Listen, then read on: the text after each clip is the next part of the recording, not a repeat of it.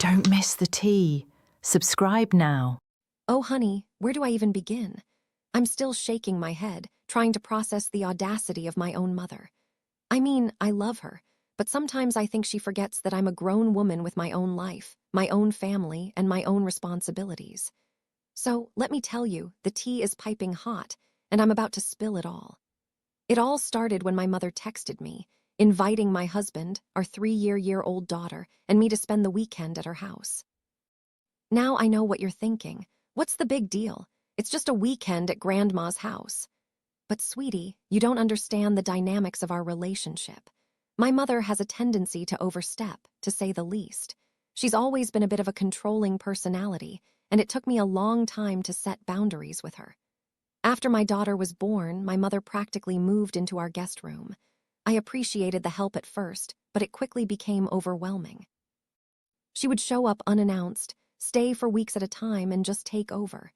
It felt like I was losing my own sense of identity and autonomy. It took me over 2 years to finally get her to back off and respect my boundaries, and it was a fight. So when she texted me with this invite, I was taken aback. I thought to myself, has she forgotten about my fish? I have 3 fish tanks, and they require a lot of care and attention.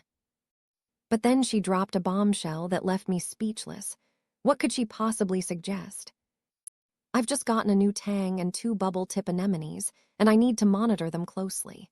It's not just a matter of throwing some food in the tank and calling it a day. These fish are my babies, and I take their care very seriously. I replied to her text, "Did you forget about my fish?" I thought that would be enough to make her understand I couldn't just leave them behind. But no, she sent me a link to an automatic fish feeder on eBay. Like, what is she thinking? Does she really think that's a solution? I know she's trying to help, but sometimes her help feels more like a hindrance. When she called a little while later, I could tell she was already getting defensive. She said I shouldn't be tied down to my house because of my fish. What if a funeral or something comes up and I have to travel out of town? I told her I would ask a neighbor or friend to feed them, but she wouldn't let it go. She kept pushing, asking who I trust enough to be in my house. I get it, she's trying to make a point, but it felt like a guilt trip. I told her, I will cross that bridge when I get there. I'm not going to stress about something that may or may not happen. But she just kept arguing, and I could feel the tension rising. Would I finally give in? She said we're already at her house, so what's the big deal? And that's when I lost it. I told her, even if I had an automatic feeder for my 3 fish tanks right now, I still would not want to go to your house this weekend. I know it sounds harsh, but I'm tired of being made to feel like I'm always wrong. I'm a grown woman with my own family, job, and responsibilities. I shouldn't have to justify why I don't want to spend the weekend at her house. Of course, she called me mean.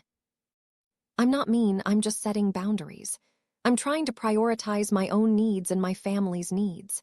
To her, it's always about what she wants, what she needs, and what she expects from me. I've been saying it since day one. I'm sick and tired of defending myself to my mother. I'm tired of being made to feel like I'm not good enough, like I'm not doing enough. I'm doing the best I can with what I have, and that should be enough. But to her, it's never enough, and then she said something that made my blood boil. What did she say?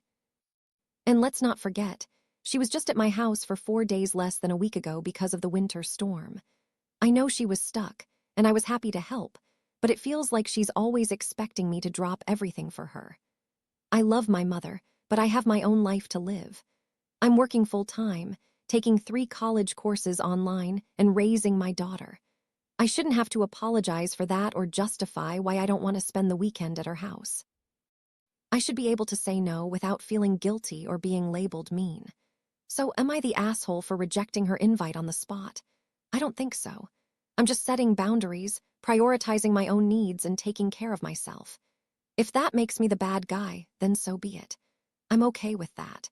The drama is far from over. My mother will likely keep trying to guilt-trip me, but I'm ready to stand my ground and prioritize my own needs, even if it means being the mean daughter.